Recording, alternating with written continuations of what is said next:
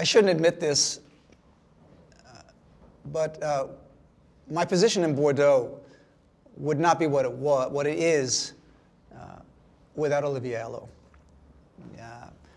I never like to admit that I need anybody's help, but Olivier has been the source, the reference of a multitude of great producers in Bordeaux. We've worked together. Combien des années nous sommes ensemble maintenant? Le Château Larame, dans le village de Sainte-Croix-du-Mont, sous les mains de la famille Armande et la maison Rosenthal. On a plus de 30 ans. 30 ans. 30 ans ensemble. Mais le rôle d'Olivier Allot, the role of Olivier Allot, has been much more than just a supplier of wine to me, because Olivier has been very, very active developing his own contacts within the realm of Bordeaux in the very important appellations. And for example, the privilege I have of working with the Mirand family at Chateau Chantecler in Pauillac is courtesy of Olivier, who has directed me in wondrous, wondrous ways in finding these odd, small family domains in Bordeaux, all in the cause of promoting the great wines of Château Larame. Olivier speaks English beautifully, but he preferred to speak in French today, so we're going to concede that since he's our guest, and we always want to make him comfortable. So on commence le dialogue en français. Voilà. Merci. Donc Olivier, vous n'étiez pas un vigneron au départ, vous venez d'où? Vous êtes un Parisien, n'est-ce pas? Personne n'est parfait, oui. Oui, je suis parisien et je suis arrivé en fait en travaillant pour un grand cru à Margaux. Oui. Donc vous avez commencé comme un commerçant, effectivement, dans le Médoc, oui. Et puis vous avez eu la chance de rencontrer Angélique Armande. Oui. Et voilà, l'amour est arrivé dans la vie. C'est juste. Elle m'a débauché, en fait, je travaillais pour un grand cru classé. J'avais une vie confortable. C'était Château Giscourt, n'est-ce pas? Oui, c'est juste. Oui, à Margaux. J'avais une vie très confortable qui me permettait de voyager partout dans le monde. J'avais aucun stress parce que ça se vendait tout seul. Et elle a réussi à me convaincre de venir l'aider sur une propriété familiale. Et c'est vrai que ça m'a beaucoup plus intéressé, quoi. Ouais. Oui. Et donc, Olivier, vous n'avez pas vraiment trouvé la route la plus facile, parce que la base de production de Château Larame est les vins liquoreux. Oui, c'est Sainte-Croix-de-Mont, le grand Sainte-Croix-de-Mont. Les vignobles de Sainte-Croix-de-Mont, c'est en face, à l'autre côté de la rivière, de Yquem et Sorterne. C'est ça. Oui. Oui. C'est beaucoup moins renommé, ou peut-être pas aussi bien connu que les grands Sorterne. Oui. Mais il y avait une époque quand le Sainte-Croix-de-Mont appellation était au même niveau. Oui, oui, absolument. Dans les années 1800 et quelque chose, non? Oui, dans le 19e siècle. Tout à fait. La valeur des vins de Sainte-Croix-de-Mont et les vins de Cadillac et Loupiac était l'équivalent de Sorterne-Barsac. Oui, oui, il y a même eu une époque, en fait, après-guerre, où... Quelle guerre? Alors, dans la Seconde Guerre, excusez-moi, donc de 1945, où le grand-père de mon épouse a hésité entre acheter une propriété dans le Médoc, encore rêvé, et dans les liquoreux. Et en fait, c'était plus prestigieux quasiment d'acheter dans les liquoreux. Et maintenant, le marché pour les vins liquoreux, c'est difficile, n'est-ce pas? Oui, c'est difficile, mais c'est d'autant plus intéressant parce qu'il faut se battre, il faut chercher d'autres idées, ça nous oblige à être ouvert d'esprit, à aller voir ailleurs, voilà, c'est vraiment intéressant. Enfin, moi, j'ai toujours aimé ce côté faire partager aux gens quelque chose qui, au départ, n'est pas gagné, quoi. Ça, c'est sûr. Et moi, personnellement, je déteste le nom dessert wine. Moi aussi. Vin de dessert. Moi, c'est un vin de désert parce qu'on plonge presque jamais dans les vins de dessert pendant la semaine. C'est juste. Et c'est dommage de mettre en prison ce grand vin. Oui, c'est un peu la faute aussi de... On a une part de responsabilité en tant que viticulteur parce qu'à un moment, c'était trop facile et les gens ont laissé faire. Et on a complètement oublié de communiquer. Alors heureusement, il y a une génération qui est venue derrière en disant « mais non, C'est des vins qui sont super bons avec des coquilles Saint-Jacques, avec des huîtres, avec de la lotte, avec du poulet rôti. Autrefois, c'était plus classique dans le sud-ouest de boire un liquoreux avec un poulet rôti. Et ça se faisait le dimanche. Et on mangeait le foie gras en fin de repas. Parce que c'était vraiment la cerise sur le gâteau, quelque part. Donc c'était très classique. Et ça, les gens l'ont oublié. Voilà, donc c'est à nous de le faire savoir. Parce qu'à table, on passe plus rapidement maintenant. Il y a pas on ne reste pas 3 heures à table à la fin de la journée, ni pour faire le déjeuner. Maintenant, le déjeuner, c'est tout casse-croûte rapide, ou peut-être rien de tout. Et donc, la mode de la vie a beaucoup changé, avec l'impact sur le commerce. C'est juste, mais il y a beaucoup de jeunes qui s'intéressent également à ce type de vin.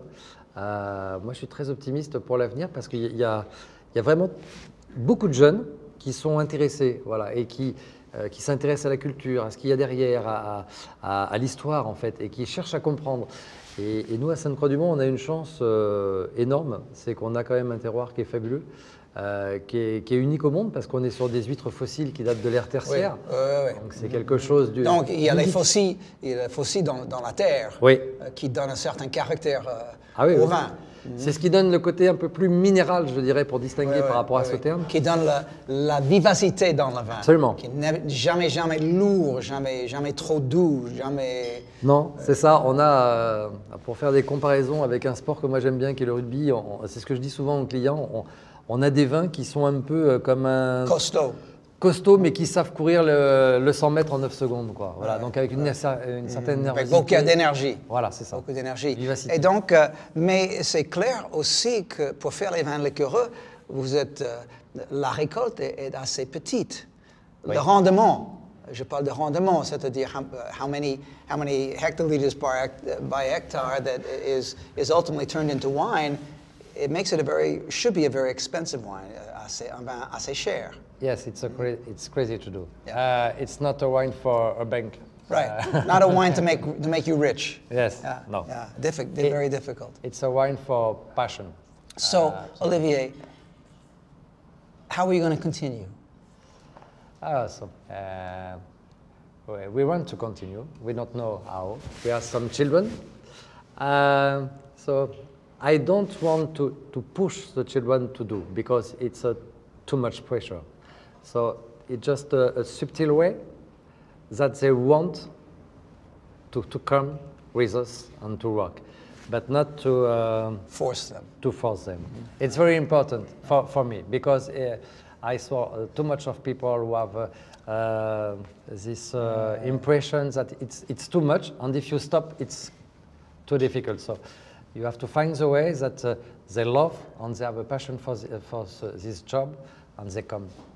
Le domaine se compose de combien des hectares? 50. 50. 50 years. 50, ça c'est pas mal. 52 next years. Tout planté en vignoble. Oui. Mais vous faites aussi les vins rouges. Oui. Vous faites un blanc sec. Oui. Plus les liqueurs. Oui. Donc c'est nettement plus pratique d'avoir un blanc sec parce qu'on tourne rapidement le vin. Oui. Commercialement, c'est nettement mieux pour faire la trésorerie. Oui, et pas uniquement. Sauf pour le fait que les vins n'est pas très cher, mais donc on ramasse les sous 6 mois après les vendanges, 9 mois après les vendanges. Avec les vins liquoreux, il faut attendre.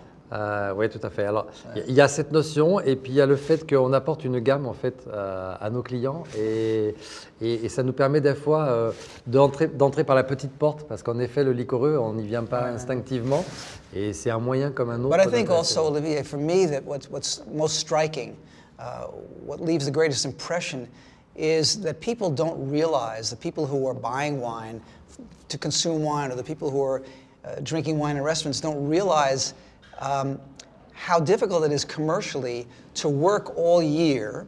You work 12 months to make a wine, to produce a wine, because it starts right after the next harvest, where you're cleaning up the vineyards, and then you're pruning the vines, and then you're taking the whole year to take care of the vineyards, watch the grapes mature, and then you harvest the grapes and you make the wine. You put all that effort, you haven't earned a single penny. You haven't earned one sou. So who in their right mind would do this activity? Because you're working, working, working, and nobody's paying you for anything. And then you're going to age the wine for 1 year or 2 years or 3 years or 4 years. So before you even get your first euro, Yes, oui. you've had to wait 4 or 5 years to be compensated for all the work you've done. Isn't that crazy? C'est fou, ça. Yes. But we like that. Right, yeah.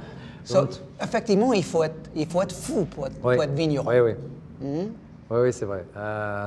Oui, on a à peu près 100 000 bouteilles de liquoreux à vendre par an. Yeah, so it always, I must say, it's a pet peeve of mine. It's a little annoying to me when I see people complain about price because they don't calculate.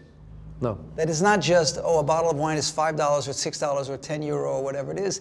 They're not thinking about the 4 or 5 or 10 or 20 or 30 or 50 or multiple generations that went into making that wine and being compensated for it. So this is a business, if you will, that is very deceptive. C'est une grosse déception, quelquefois. Déception, c'est un mot un peu intéressant pour moi parce que deception in English is different than déception en français. Déception en français, c'est disappointment in English. Déception en anglais, c'est a little bit sort of making a remark that devised to confuse somebody. So, but it is en même temps, c'est une déception. On est un peu, il y a une grosse confusion en ce qui concerne comment on fait la valeur sur un produit comme ça. C'est difficile comment on va calculer. On ne calcule pas en fait. Oui, oui. On cherche à faire le meilleur vin possible. Oui, oui, oui. Chaque année on recommence et on n'est jamais satisfait. C'est une histoire qui commence de nouveau chaque année avec les nouveaux challenges tout le temps. Parce que les conditions climatiques ne sont jamais pareilles. Pour faire des liquoreux, il faut aimer la prise de risque énorme. Ouais. Parce qu'on peut tout perdre en 3-4 jours. Ouais. Mais c'est comme ça qu'on atteint aussi le Graal, enfin le côté exceptionnel. Et c'est ce qui nous fait vibrer vraiment dans ce métier. C'est-à-dire on ne peut pas faire le vin dans un serre. On ne peut pas protéger les vignobles. Non. Non, il faut laisser les vignobles au destin du climat qui change pas quotidiennement, mais ça peut changer chaque minute, chaque seconde. Avec un passage de grêle, par exemple, ça peut tomber on peut tout perdre. En 2 secondes et tout est perdu pour l'année. On peut tout perdre et puis on travaille avec le botrytis, c'est ce que tout le monde plus compliqué. craint par ailleurs. Donc voilà. Donc, for me, to see wines like that are produced at Château Laram and wines of that type, it is the example of somebody willing to play in the casino, to take the risks and to see what happens. And sometimes you win big, and sometimes there's nothing at all. That's true. Yeah, it's very courageous, I think. Thank you. And to continue that is absolutely essential to maintaining, for me, the great character of Bordeaux. What Bordeaux is famous for are these everyday risks that one takes to make great wine. Bien sûr. Voilà. Merci. Bon courage. Merci à vous. Merci.